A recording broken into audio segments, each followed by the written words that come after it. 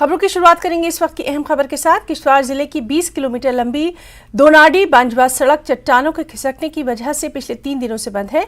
संबंधित विभाग का सौतेला सुलूक एक गंभीर चिंता का विषय बना हुआ है। मामला डीसी किश्तवाड़ के संज्ञान में लाया गया है। हस्तक्षेप के बाद सड़क की सफाई की जा रही है। बदकिस्मती के साथ कि अभी दूसरा दिन इसका आज है और स्लाइड अभी तक रिमूव नहीं हुई। उसका कारण यह था कि बड़े बोल्डर आए हुए थे और जेसीबी का काम यहाँ पे एलएनटी की ज़रूरत थी। और हमने इंतज़ामिया तक जब ये बात पहुँचाई, डीसी साहब तक ये बात पहुँचाई, तो फिर एडमिनिस्ट्रेशन हरकत में आ गई, एक्शन साहब हरकत में आ गई। अब हम उम्मीद ये करते हैं कि ये रास्ता जल्द से जल्द खुल जाए। बड़े बोल्डर्स आए हैं जो छोटी मशीन से नहीं होने, तो बड़ा ये क्या नाम है, एक्सकवेटर लाने के लिए हमें फिर ट्राले का इंतज़ाम करना, जिस वजह से हमें थोड़ा लेट हो गए। लेकिन तब भी तो ठेकेदार ने अरेंज करके जल्दी पहुंचा दी मशीन यहाँ पे।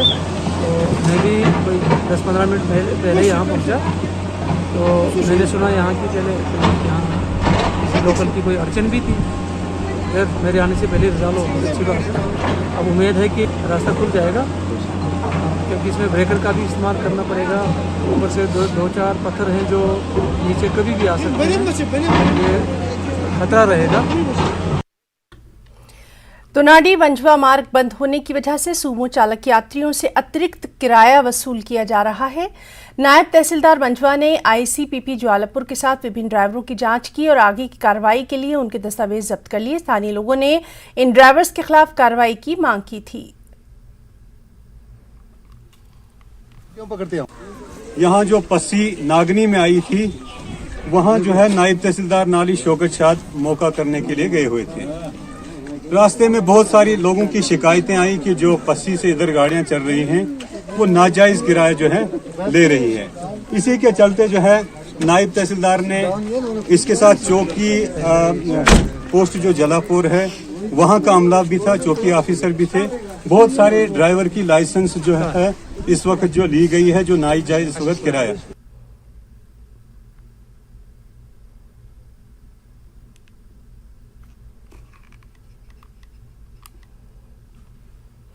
राहुल गांधी ने जम्मू कश्मीर में इन हंगामी कार्रवाई पर ट्वीट किया। राहुल गांधी ने कहा कि जम्मू कश्मीर को रोजगार चाहिए, जम्मू कश्मीर को बेहतर तिजारत और प्यार चाहिए, लेकिन यहाँ के लोगों को मिला बीजेपी का बुलडोजर। लोगों ने कई दहाइयों से जमीन सींची है, अब उन्हें जमीन से महरूम किया जा रहा है। राहुल ने कहा, अमन और कश्मीरियत का तहफ्फुज जोड़ने से होगा, तोड़ने और लोगों को बांटने से नहीं।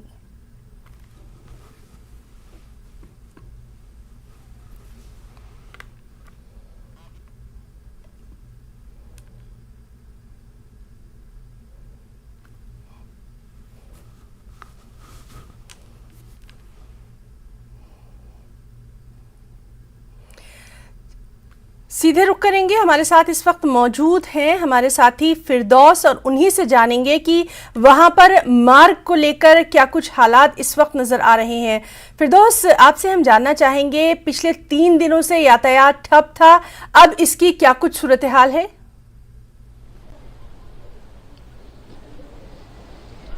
जी देखिए, डिस्ट्रिक्ट किश्तवाड़ का ये रोड जो है, ये दोनाडी बांजवा रोड है, हेडक्वार्टर को ये कनेक्ट करता है और इस की आबादी जो है वो 40,000 के करीब इस एरिया की आबादी है। लेकिन यहाँ के लोगों का अभी इल्जामात लगाते हुए डिस्ट्रिक्ट एडमिनिस्ट्रेशन किश्तवाड़ पे कहा है कि अरसा 3 दिन से ये रोड जो है बंद है।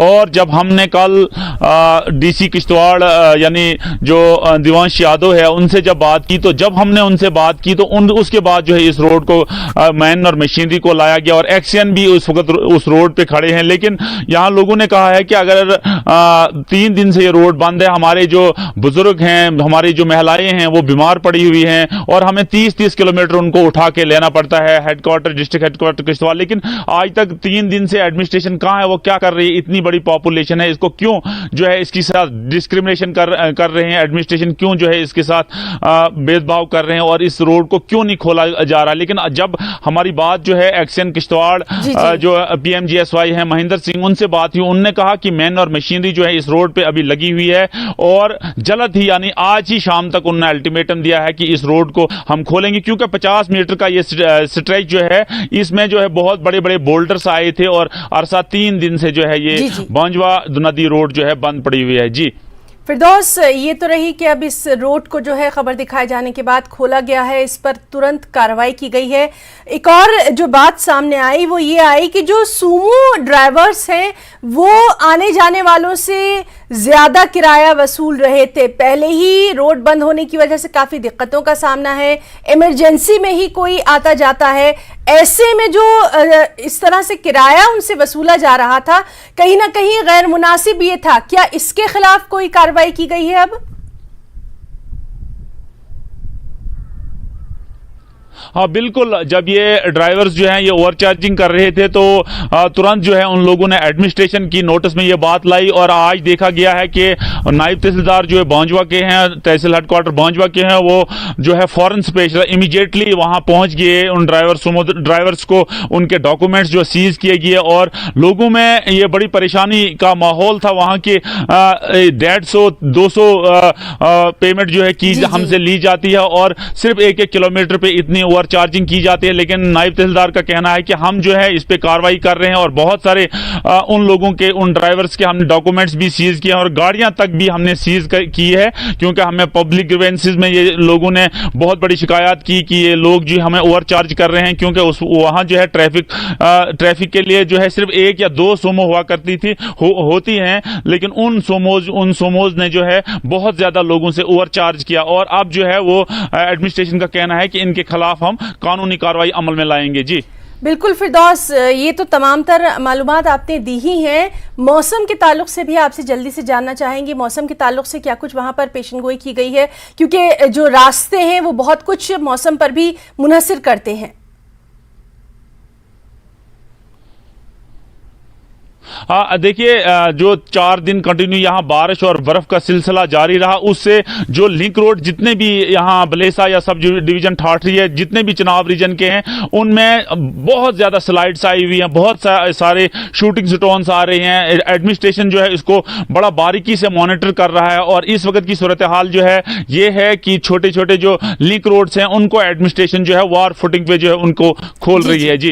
जी बहुत बहुत शुक्रिया फिरदौस आपका तमाम तर तफसीलात के लिए। तो हमारे साथ मौजूद थे हमारे साथी भलेसा से फिरदौस, जो कि तमाम तर तफसीलात दे रहे थे। आगे बढ़ेंगे। गुलमर्ग में खेलो इंडिया विंटर गेम्स के तीसरे एडिशन के तौर पर आज मुख्तलिफ खेलों का यहाँ पर इनेकाद किया जा रहा है। स्नो खेल्स है, curling, ice stock, ice hockey, ice skating, bandy सहित इन खेलों की सभी प्रतियोगिताएं आइस रिंक में आयोजित की जा रही हैं। गोल्फ क्लब में क्रॉस कंट्री, स्नोशू और अन्य खेल प्रतियोगिताएं आयोजित की जा रही हैं। भारत शीतकालीन खेलों का आयोजन 10 फरवरी से गुलमर्ग में शुरू कर चुका है और 14 फरवरी तक ये चलने वाले हैं। इन आयोजन में देश के 29 राज्यों और केंद्र शासित प्रदेशों के 1500 से अधिक खिलाड़ी भाग ले रहे हैं। देश भर से आए इन खिलाड़ियों में काफी जोश व खरोश, काफी उत्साह देखा जा रहा है। और इस वक्त बराह रास्त तस्वीरों के साथ मौजूद हैं हमारे साथी मुनीर हुसैन हुर्रा। मुनीर, सुबह जब हम बात कर रहे थे तो तस्वीरों के जरिए आपने दिखाया था कि बर्फपोश पहाड़ियों पर आज चमकती धूप है, एक अलग नजारा पेश कर रही है। खेलों के ताल्लुक से जानना चाहेंगे क्या कुछ वहां पर आज मसरूफियात रहने वाली हैं?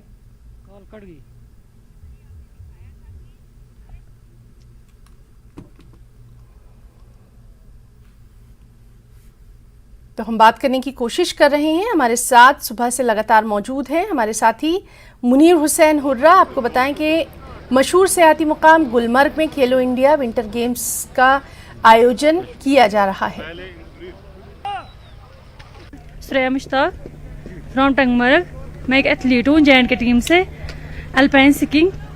कल जो यहाँ पर इवेंट हो रहा था, बिकॉज ऑफ वेदर वो नहीं हो पाया and today we are ready for this event जो आज हो रहा है। और मौसम भी, वेदर भी ठीक है और हम उस इवेंट के लिए अभी तैयार हैं। I am here for the alpine skiing J2 category and we are here to participate in the event which was postponed because of the bad weather yesterday. कितना इम्पोर्टेंट लगता है आपको गर्ल्स के लिए ऐसे स्पोर्ट्स होना हिंदी में? हाँ, गर्ल्स मैं अपनी बात करूंगी, जब मैं स्लोप पे जाती हूँ I don't see much girls. मुझे लगता है कि गर्ल्स की पॉपुलेशन इस फील्ड में बहुत ज्यादा कम है। स्पेशली अगर हम स्कीइंग की बात करें, शायद इक्विपमेंट का मसला है या फिर थोड़ी नैरो माइंड मेंटालिटी है, उसकी वजह से गर्ल्स एथलीट्स है स्कीइंग में वो बहुत कम है। पर अभी हाल ही में हमने देखा एक हाया मुजफ्फर है जिन्होंने स्कीइंग को रिप्रेजेंट किया था दुबई में भी। हाँ। तो आपको लगता है कि अगर गर्ल्स को सही अपॉर्चुनिटी दी जाए तो वो भी इंटरनेशनल मार्केट में अपना नाम कर सकते हैं? हाँ, अगर सही चैनल्स मिले कि एथलीट्स को एक्चुअली में ग्रास रूट लेवल से नेशनल लेवल पे प्रॉपर चैनल से लिया जाए तो यहाँ पे बहुत अच्छी गर्ल एथलीट्स है जो ये काम कर सकती है, बट प्रॉपर चैनल्स की जरूरत है बस।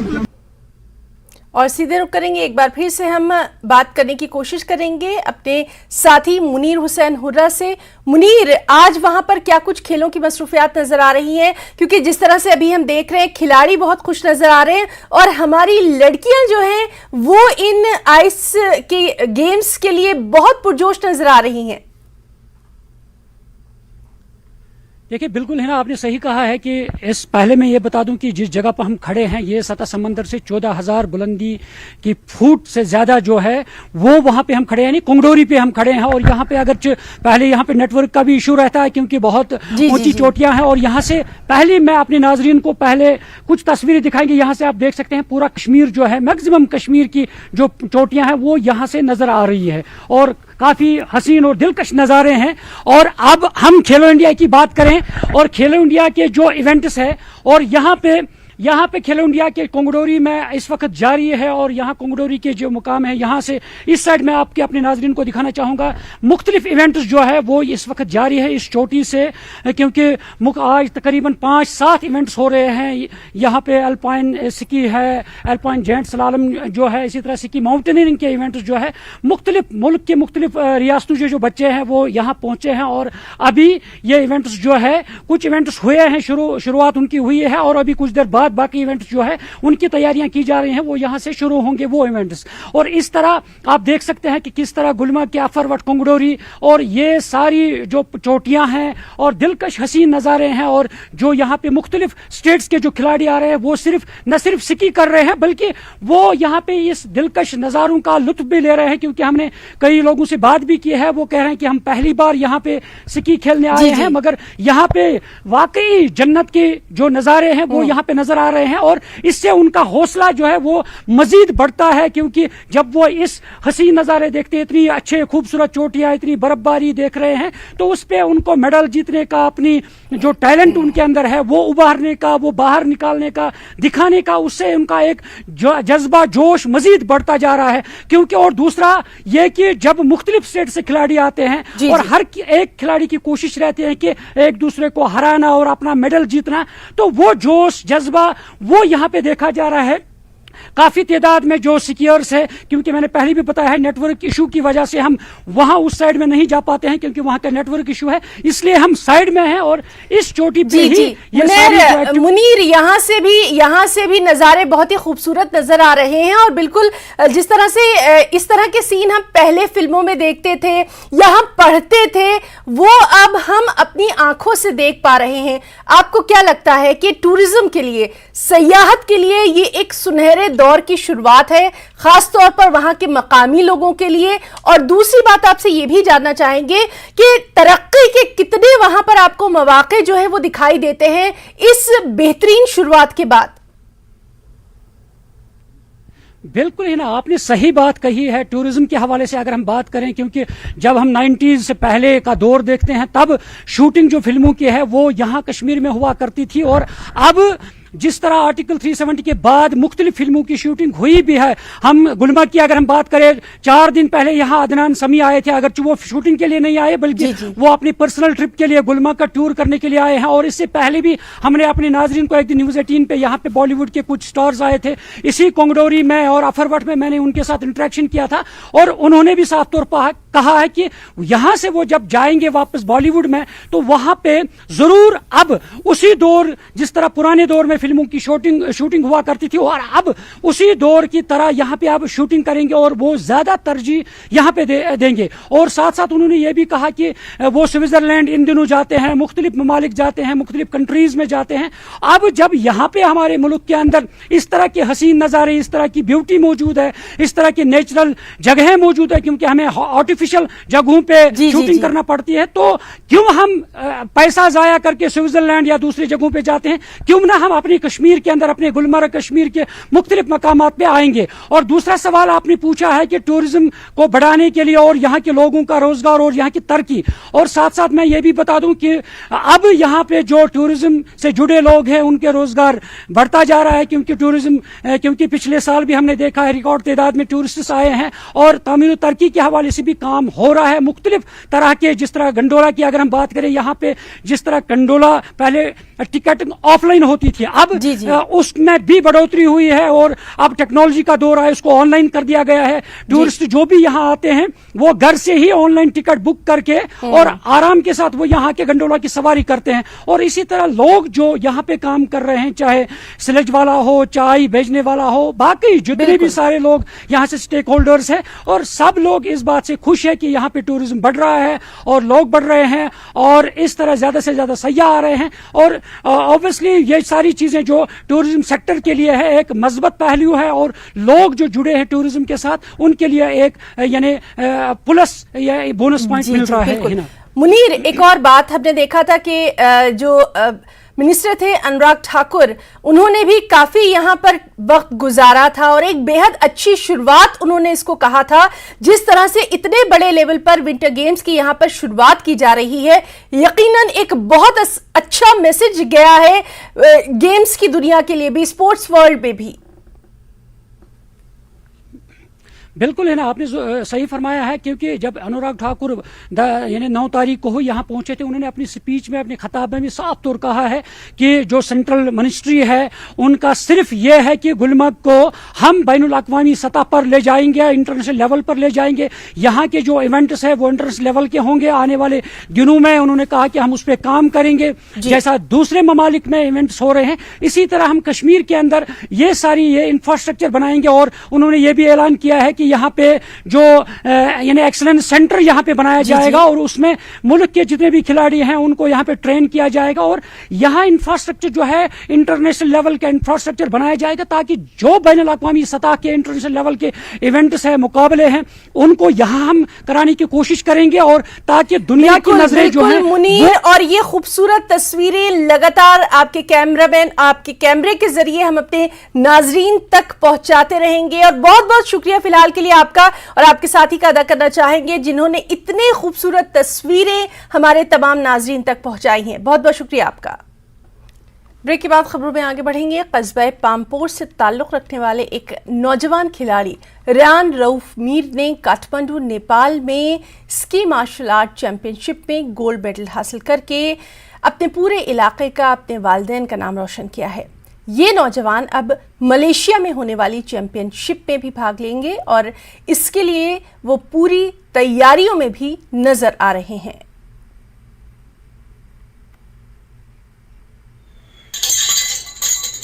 7-8 नेशनल मैंने खेले, वहाँ गोल्ड सब में मैंने गोल्ड निकाला, खाली एक में सिल्वर मैंने निकाला।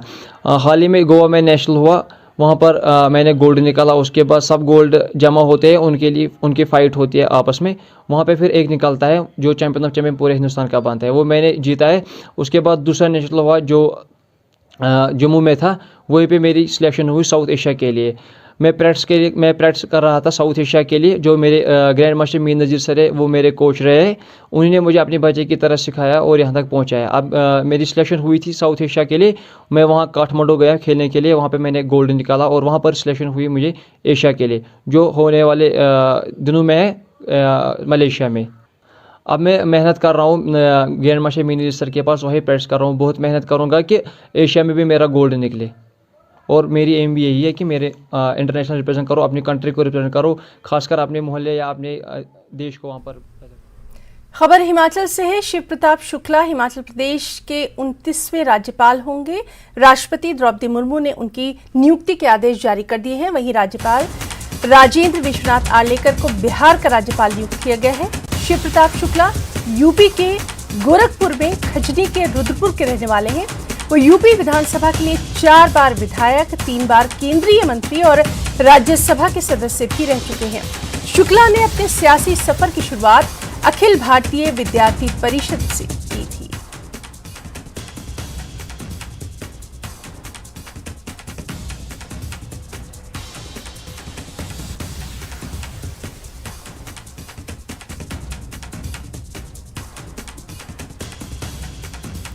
तो 4 बार विधायक और यूपी सरकार में मंत्री रहे हैं शिव प्रताप शुक्ला।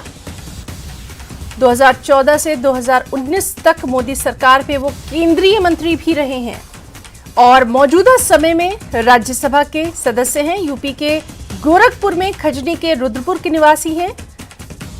एबीवीपी से ही छात्र राजनीति में वो काफी सक्रिय रहे हैं।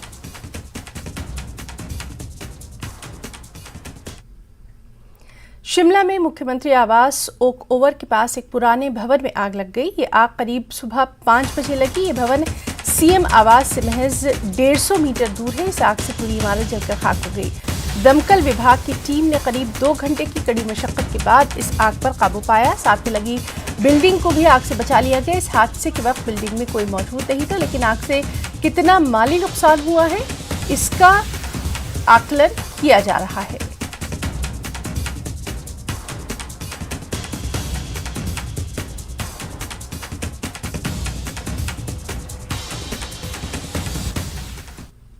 नूरपुर की पंचायत कमनाला में मैकनाइज्ड इन्फेंट्री राष्ट्रीय राइफल्स के नायक मनोहर लाल का शानदार स्वागत किया गया।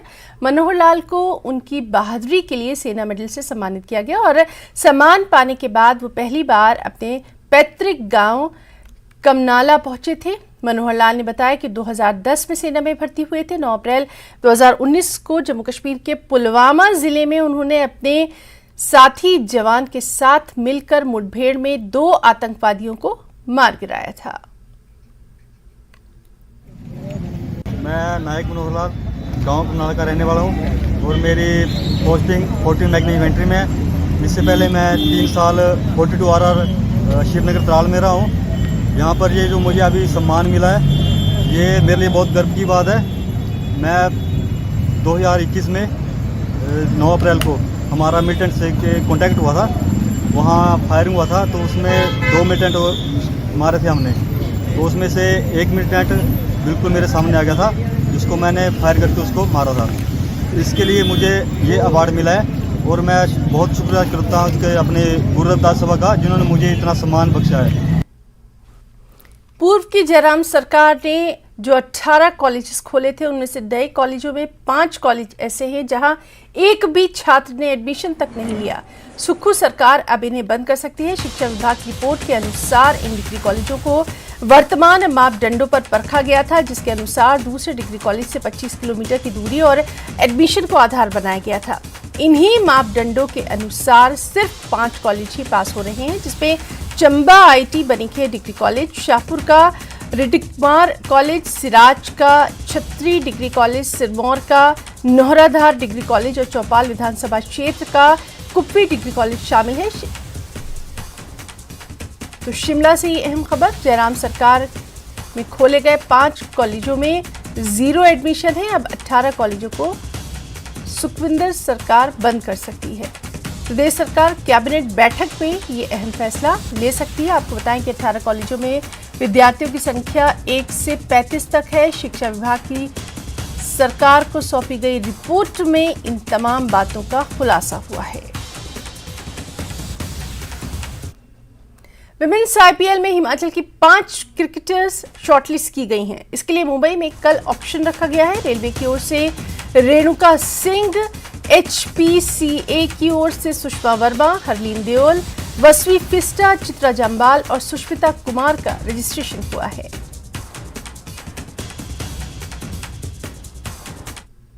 देरा के गुंदलीहार गांव में दुनिया का सबसे जहरीला सांप रसेल वाइपर निकलने से हड़कंप मच गया।